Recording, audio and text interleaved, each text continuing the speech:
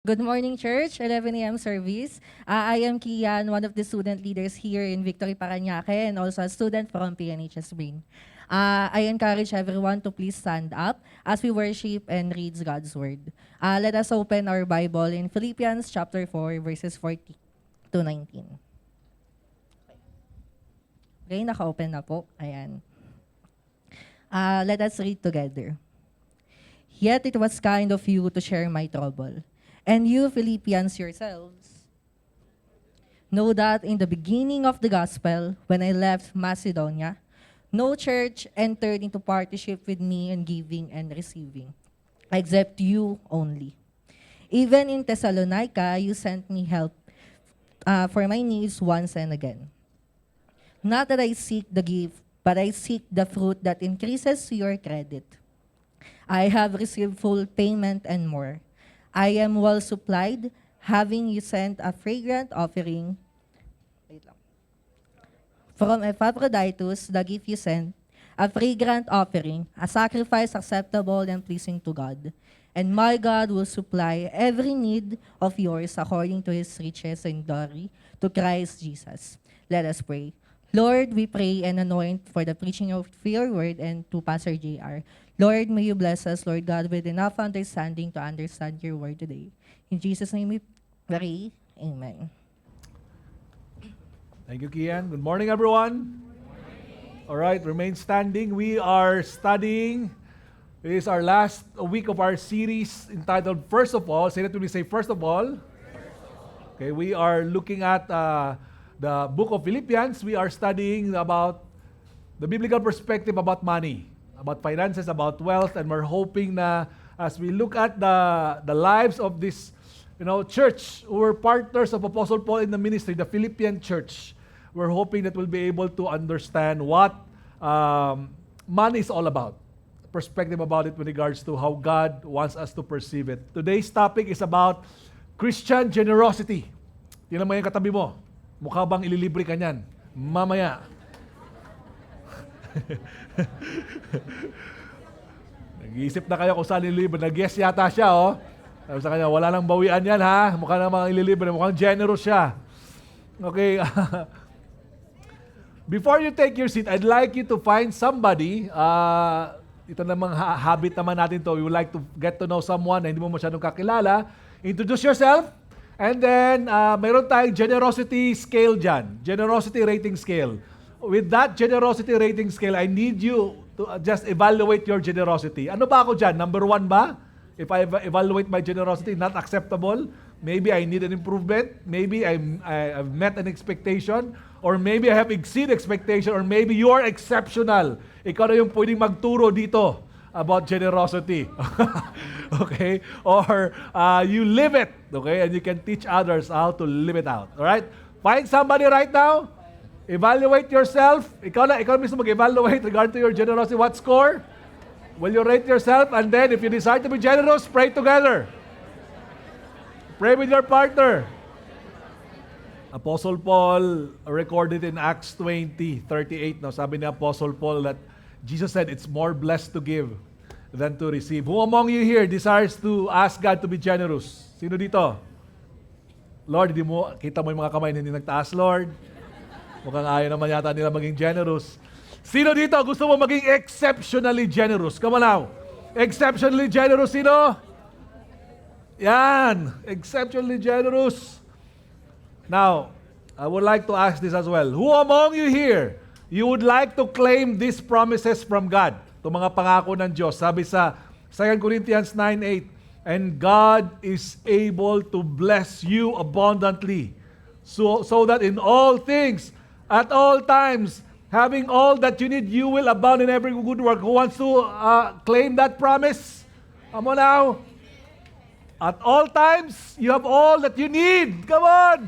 Pambayad sa tuition fee. Okay, pambayad sa bahay.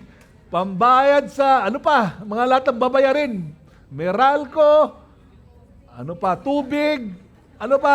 Sasakyan, wifi. Sabihin nyo, isigaw nyo kay God. Shopee. Gym. Okay. How about this? How among you wants to also claim this promise in 2 Corinthians 9:11? You will be enriched in every way so that you can be generous on every occasion, and through us, your generosity will result in thanksgiving to God. Gusto mo, you want to be enriched in every way. Sa lahat ng pagkakataon, you will be enriched. Okay? Mayaman si Papa.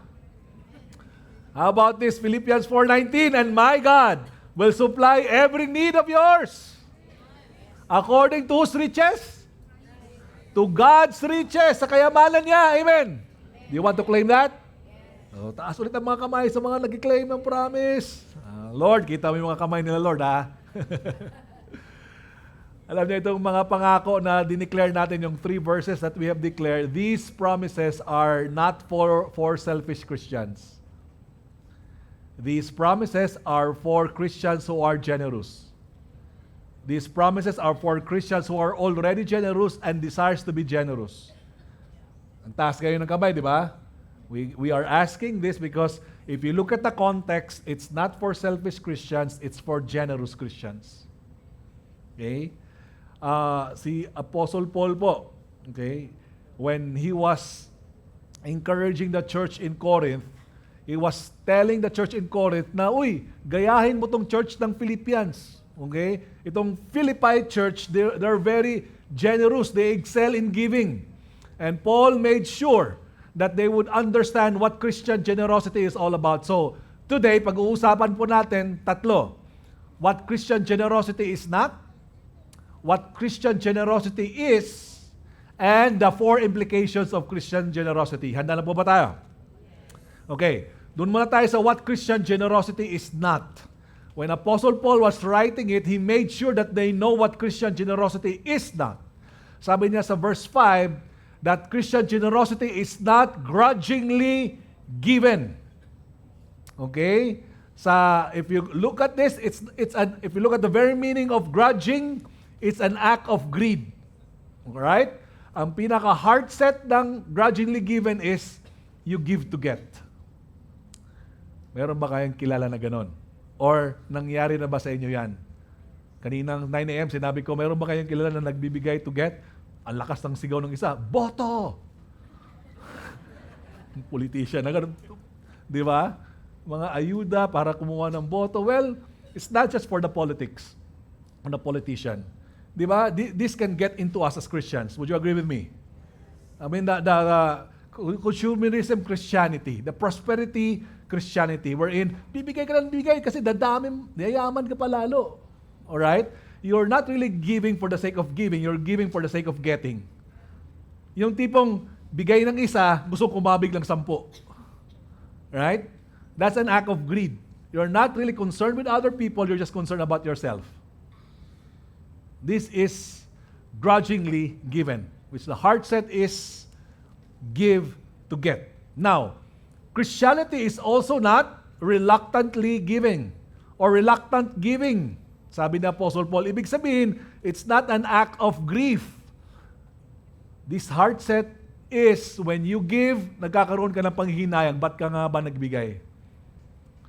Nangyari na ba sa inyo yan? Huwag kayo magtaas ng kamay. Diba? Nagbigay kayo, pero nanghinayang ka. Grabe naman. Medyo malaki yung damage ko ng aking pitaka, wallet, di ba? Ng aking bank account. Sana hindi lang ako nagbigay. Mukhang mas siya lang yung pinasarap, pero ako naman naghirap. Did you experience that?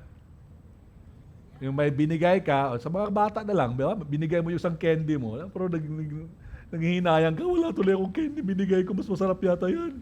Di ba? Palakihin lang natin sa pera. Di ba? Nanghihinayang ka, bakit mo binigay yon? Bakit ka gumastos ng ganun para sa ibang tao? That's not Christian generosity. Now, it's also not compulsory giving. This is an act of giving into pressure. You're just giving into pressure. Kumbaga napuwersa ka lang. Feeling mo na hold up ka. Feeling mo na pilitan ka. Okay? Sabi ni Apostle Paul, it's not when you give under compulsion, itong 3 na to, these are not acceptable. Kumbaga sa rating scale ni Apostle Paul, number 1 yon. Ito ganitong klaseng ugali, yung napilitan, nanghinayang, o may pagagahaman. Ouch. Di ba? What does that tell us about what Christian generosity is not? Mga kapatid, Christian generosity is not just about desiring to be generous, desiring to give. But Christian generosity is about being ready and having the decision to give. Okay? It's one thing to desire to be generous, right? It's another thing that when the rubber meets the road, at pag naghihirap ka na, pag sinabi ni God, ibigay mo nga. Ibigay mo na. Parang, mukhang mas kailangan ko to kaysa sa Kanya. Lord, mukhang kailangan ko to kaysa ibigay ko sa iyo Lord, mukhang, we think of many reasons. Lord, akin to It's one thing to desire, it's another thing to give. Okay? So, church, it's not so much about how much money we hold, but it's about how much of our heart God holds when it comes to Christian generosity. So, hindi lang ito tungkol sa gaano ba kadami pera ko. Hindi, gaano ba sa puso mo, inahayaan mong si God ang humawak sa puso natin. Now, so what is Christian generosity? We've talked about what Christian generosity is not. Let's talk about what Christian generosity is. Now, si Paul, pinag-usapan natin ito sa week 1, that Paul was talking about this radical, joyful, exceptionally generous Philippian church wherein they were giving generously with joy, kahit na they were in deep distress and they were in deep poverty. Think about that. May distress, may internal pressure, parang may kulang, tapos poverty. External, internal, but they were able to give what? Generously. Overflowing joy. Rich generosity. And Apostle Paul was telling them about this. And when they would, kung i-rate na Apostle Paul to sa generosity rating scale natin, this is what Apostle Paul had to say in 2 Corinthians 8 verse 5. Anong sabi ni Apostle Paul? They exceeded our... Wow, nasa bandang 4 to 5 yata itong church na ito. Di ba? They exceeded our expectations. Paano nila nagawa yan? Bakit ganun na lang sila ka-generous kahit na naghihirap sila? Posible ba yan? Eto na nga binibida ni Apostle Paul itong simbahan na ito sa isang simbahan. Sinasabi niya, tingnan niyo itong church ng Philippians, Corinthian church. Okay? Ito yung ginawa nila. Kayo yung naunang mag-commit, sobrang excited kayo mag-commit, na-excite ang Philippian church, sila ang unang nagbigay kaysa sa inyo. Pinapaalala ni Apostle Paul sa kanila, dapat naunahan kayo ng Philippian church. Napaka-generous na kahit na naghihirap sila.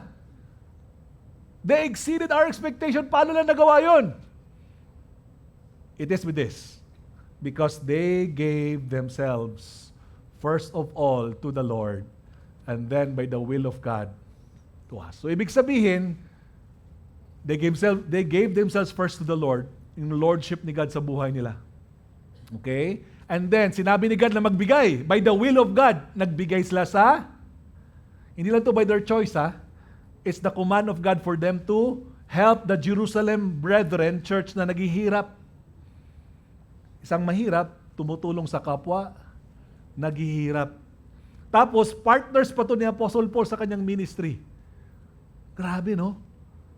Anong key na yan? They gave themselves first of all. That's why that's the name of our series. First of all, to the Lord and then by the will of God to us. Paul calls this kind of giving, and this is what Christian generosity is. It's an act of grace. It is sacrificial giving. What's the heart set of that? It is giving as much as one can to the point of disregarding private interest. Sa mga magulang dito, alam nyo to. Di ba? When it comes to sacrificial giving, alam nyo na papagastos nyo na sa sarili nyo, papamake up mo na lang sana, pampabeauty mo, pero kailangan ng anak mo, yan ang binibigay mo sa anak mo. Tama? You know what this sacrificial giving is. I'm reminded with John Wesley. Si John Wesley, when he was preaching, This is this three stewardship rule ni John Wesley. Tama ba yung ano ko? Is it John Wesley? Can you go to the next slide, please? I might have forgot. Yes. Sabi ni John Wesley, earn all you can, give all you can, and... Now, when you say earn all you can, it's not saying be materialistic. When it says save all you can, nagkabaliktad yata yan Mukhang pangatlo, mali yung slide na nagamit ko. It's actually earn all you can first, tapos save all you can, and then give all you can. Okay? Saving all you can does not mean hoarding just for yourself, because what really makes sense of it is because of the third rule, give all you can. Yan yung nagme-make sense dyan. Bakit ako mag-earn? Bakit ako magsisave? Para I can give all I can. Because he's talking about this giving speaks of the nature of God. His love, he emptied himself so that he can give.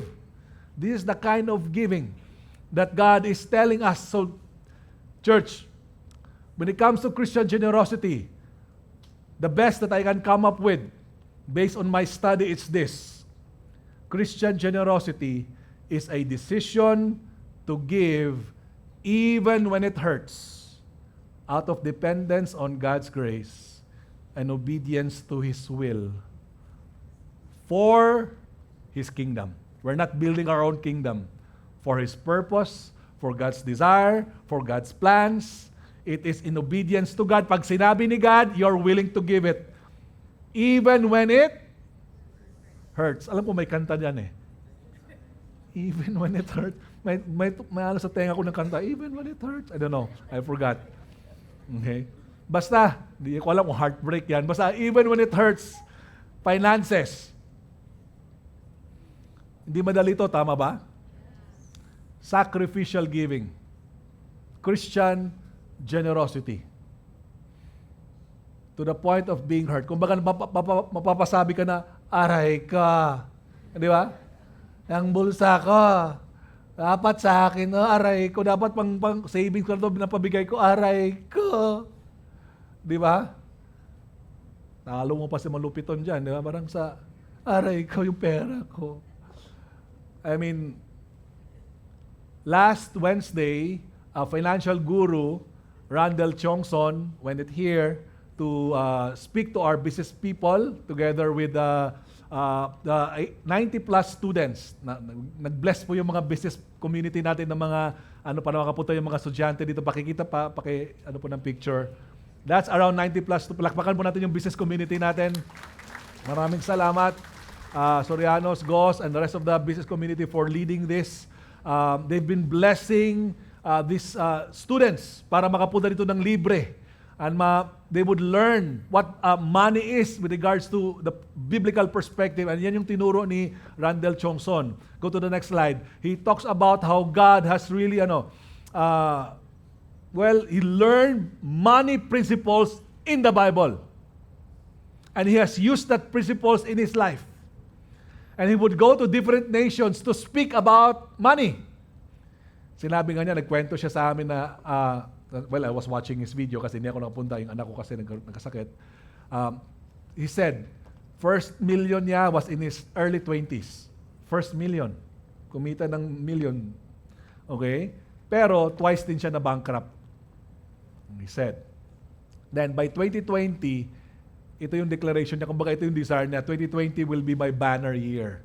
Kasi marami siya nakabook ng mga talks, and because he's a financial advisor, financial guru, when he would speak, money would come. Di ba? Pero alam naman natin nangyari sa 2020, right?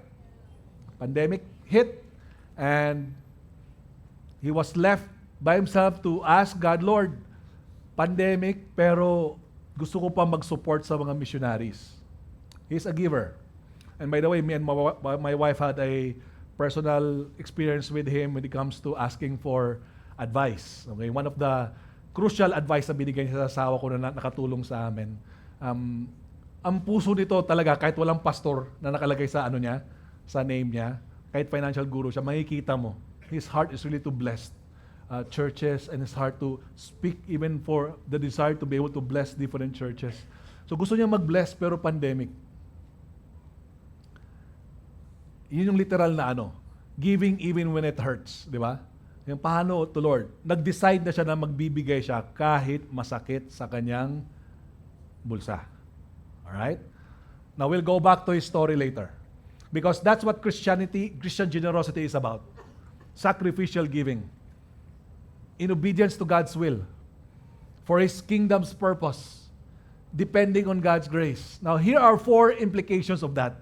When we do give, kahit masakit sa bulsa natin, pero sinabi ni God, we're obeying God. We're following His will. We're trusting in His grace. 4 yung implication po niyan. Number 1, it's this. When we give, mayroon siyang missional implication. Nagiging sender tayo sa mga tao to the lost people. Okay? Lost people are saved because we give. In Philippians 4:15, sabi ni Apostle Paul sa kanila, you Philippians yourselves know that in the beginning of, that's when they started to give. Paano nagsimula? Sila mismo naka-experience ng good news about kay Jesus Christ. Sila mismo naka-experience ng grace ni God, pagmamahal ng Diyos, kapatawaran ng Diyos. Katulad lang nung jailer, na parte ng church na yan. Si jailer, go to the next slide. Yung jailer, if you remember, siya naglagay kay Paul and Silas sa kulungan nung pumunta sila sa Macedonia. Yan yung Philippi. Nilagay sila ng jailer sa kulungan kasi nga may accusation sa kanila na nanggugulo daw sila sa lugar na yon. After na pinagpapalo si Paul at si Silas, nandyan sa kulungan. In fact, hindi lang sa kulungan nilagay. Nilagay niya sa bonds. Ibig sabihin, yung mga paa posas. Parang ganun. Hindi sila makagalaw. Anong ginawa ni Paul at Silas? Kumanta sila, nag-pray sila, nagkaroon ng earthquake. Ang nangyari, natanggal lahat ng mga nakalock, rehas, pwedeng tumakas yung mga nakakulong. Anong nangyari sa jailer? Naging suicidal siya. Gusto niyang patayin ang sarili niya. Nangyari na ba sa inyo yun? Dahil sa sobrang hirap ng buhay or may mga nangyari na parang di mo maintindihan, gusto mong patayin ang sarili mo? Parang ganun yung jailer. Gusto niyang patayin ang sarili niya kasi alam niya, cargo niya yung mga that's his responsibility. At pag nawala yan, papatayin din naman siya, papatayin niya yung sarili niya. Pero, cut a long story short, hindi naman tumakas sila Paul and Silas. In fact, nag-preach ng gospel si Paul and Silas. Na-save itong jailer na to. Nung na-save siya, pinakain niya si Apostle Paul, si Silas, nilinisan niya yung mga sugat, and then, most probably, he is one of the financial supporters of Apostle Paul. The gospel.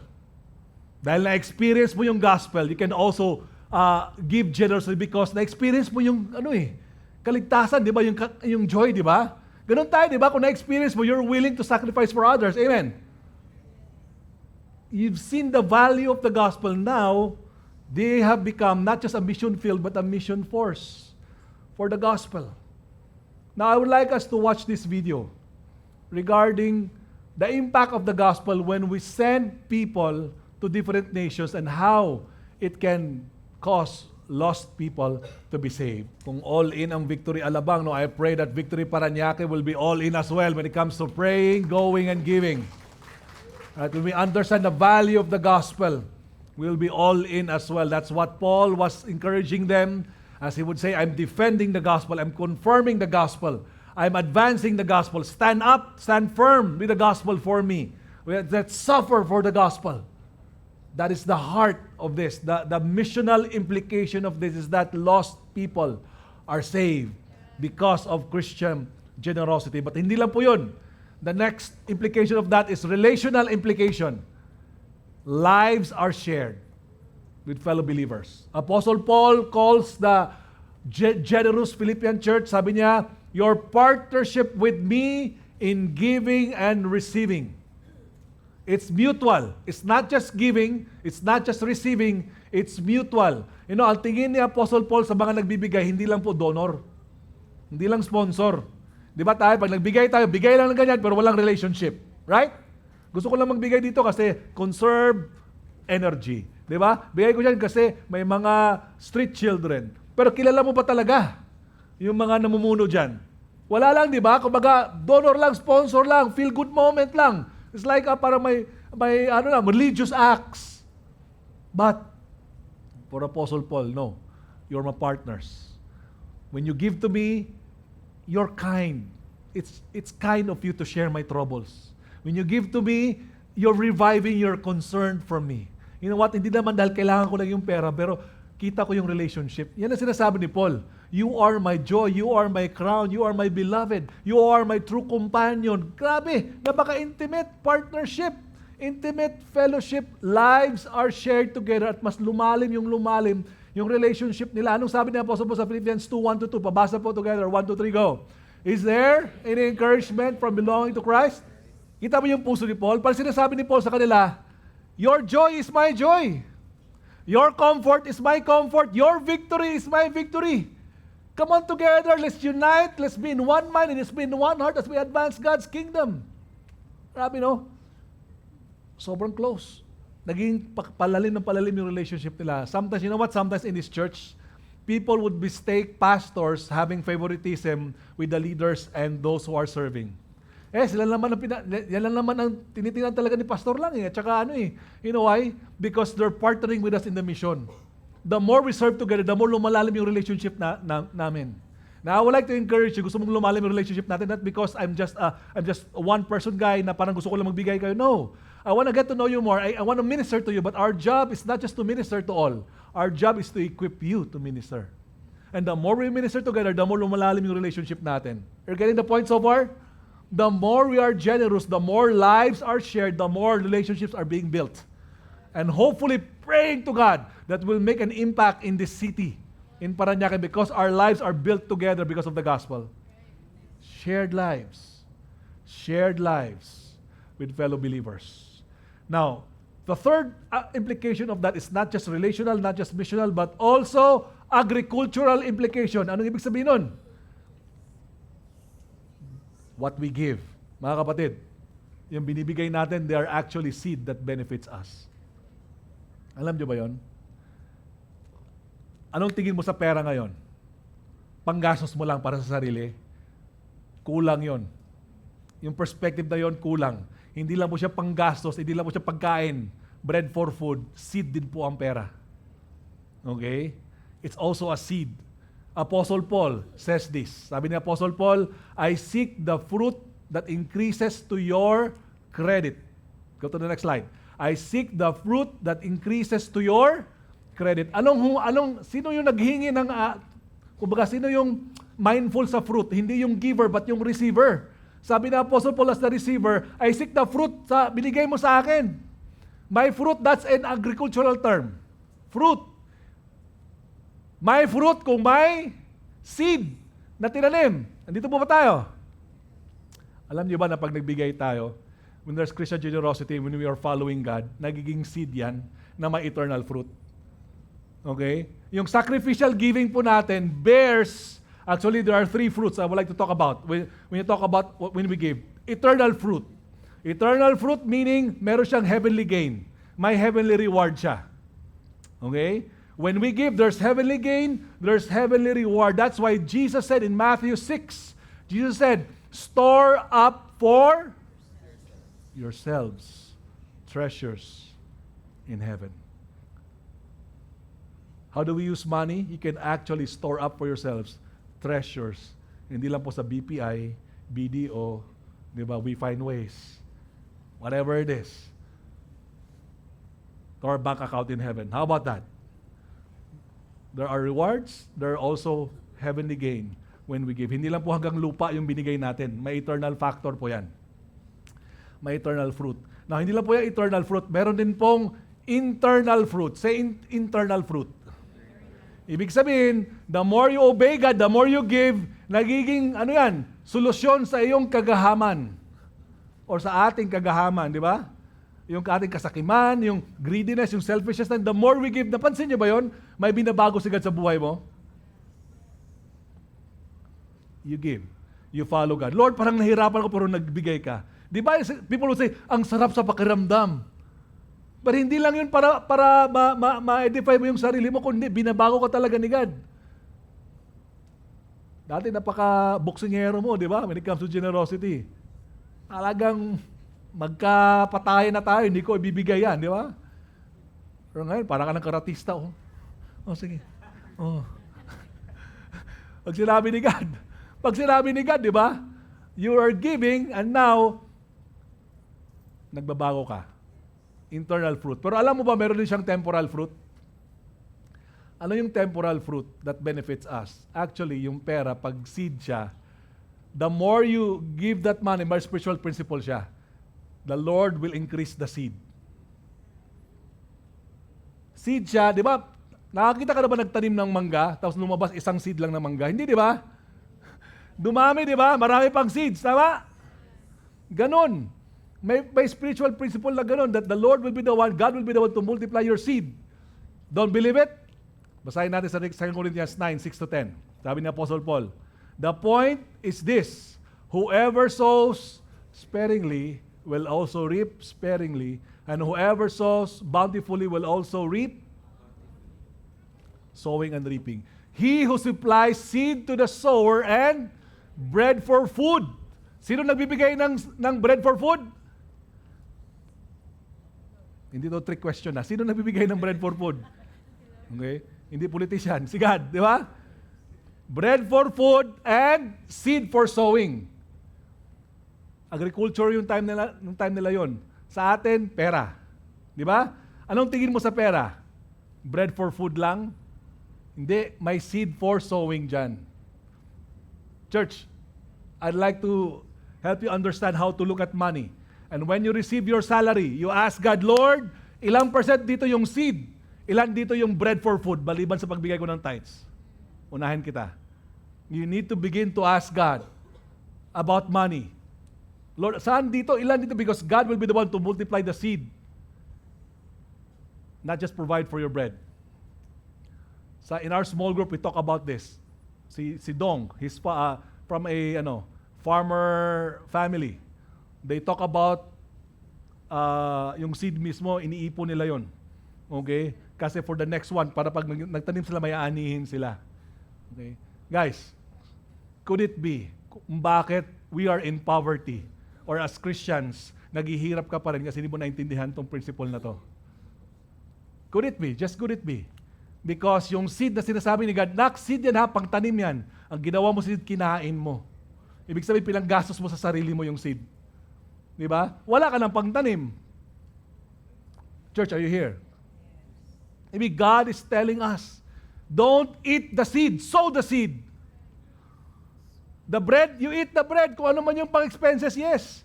But the seed, ask God, Lord, baka seed ito. Because the Lord or God will multiply your seed. But also, He will increase the harvest of your righteousness. Babaguhin ka rin ni God. Yung righteous good works mo, yung righteous works, yung good works, mas lalo pang dadami yung good works. How about that? Agricultural, fruit. Paul was thinking for the fruit. Meron siyang heavenly reward, yes, may eternal fruit. May internal, meron ding temporal or external fruit that we can actually receive. I say temporal because money is temporary. Okay? We're using it here on earth, but it will not have any value in heaven. All right. I talk about Randall Johnson in 2020. He said na nung time na nagkaroon siya ng pandemic, you know what? Surprisingly, that indeed became a banner year for him. Isa sa mga pinakalaki ng kinita niya was in 2020. The Lord provided and he was able, yung seed niya, kumbaga yung pang-support, nandun pa rin. How about that? Si ganun nag-multiply sa seed. Amen. I mean, in our small group as well, talk about the Ayankos. They talk about, they went through challenging life. Paying for yung sa condominium and all, the daily living and all. Isa sa mga commitment niya kay God kasi nag-aral siya sa Leadership 130 natin every Saturdays. Kasi ano siya anong tawag nun? Pag sa broker, pag may real estate, tama? Pag may sa condominium, Van would host them tapos may kikita siya ng percentage doon sa mga mag-staycation sa Azure. But Saturdays are the ones na kumukuha siya ng mga kliyente. But she committed to God that pag Saturdays, she's gonna allot it to God to study here in our Leadership 113 for 10 months. 10 months. And God provided for her. Even to the point na fully paid yung condominium. Grabe si God, no? God can multiply the seed that you're sowing to honor Him. God can even increase the harvest of righteousness. Lastly, what's the other implication? The spiritual implication. When we give to God, it's a sacred worship to God. Sabi sa verse 18, Apostle Paul says that yung generosity nila is a fragrant offering, a sacrifice acceptable and pleasing to God. That's very familiar to the Gentiles kasi mga non-Jews to sila eh. What they're doing in their time is that they would sacrifice to their gods. Zeus, whoever, Aphrodite, alam mo yung mga gods nila. Okay? They would sacrifice to the gods in worship. Now, meron din naman pong sacrificial offering ang Jews. Pero that is something that God ordained. We had a series about it, the Hebrews. Yung dami mga sacrificial offerings. Leviticus, basahin niyo po sa Bible, Leviticus. Isang buong libro talking about sacrifices. Magugulat ka, dami nito. Si God mismo ang nag-ordain nun. Okay? Dalawa po yung pagkakaiba. Actually, may pagkakaiba sa man-ordained worship and God-ordained worship. Dito po, when you worship pagan gods, the desire is to get what I want. They'll try to appease the gods, sacrifice, offer to get what I want. I want this, I want that. I want more harvest, I want whatever. That's the heart of their worship, to get what I want. Alam mo yung heart ng worship ng God-ordained worship? It's to get what God wants. It's to get what God wants. His relationship with His people, but ultimately, what does God want? His honor. God wants His honor. God does not want to share His honor to other idols. God wants His honor. It's all about Him. God wants His honor. And that's the thing about money. Money can cause us to honor different things, different people. It becomes an idol sa buhay natin that we dishonor God and we honor other things. We honor our work, we honor the people who has money, we honor them more than God. Mga kapatid, okay, when we give, even when it hurts, God considers it worship. God considers it worship, that He is honored with our generosity. So why do we choose to give, even when it hurts? Why? Because lost people are saved, lives are shared, seeds that bear fruits are harvested, and the honor of God is served. Ultimately, why do we give even when it hurts? Because we have a Savior who gave even when it hurts.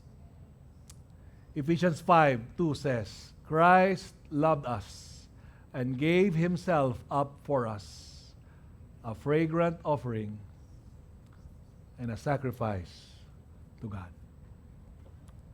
Even when it hurts, our Savior Jesus Christ gave His life. Look at that. He gave Himself up for us. Disregarding His own personal, private interest, He was ready to suffer the consequences of our sin at the cross so that we'll know that there is a God who loves us. We know that there is a God who is generous enough to give even when it hurts. Christ's generosity fuels Christian generosity. Christ's generosity fuels Christian generosity. The question, I would like to ask the music team to come up here now.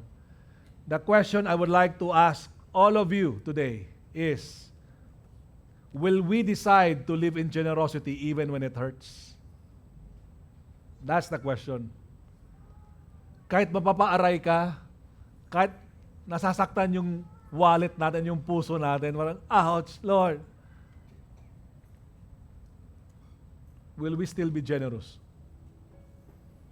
Will we still sacrificially give?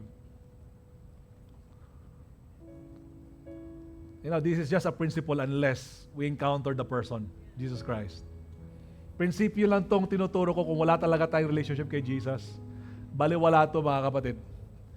And that's why I would like to invite you. Okay?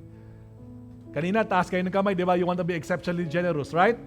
Yes, exceptionally generous. And the question is this.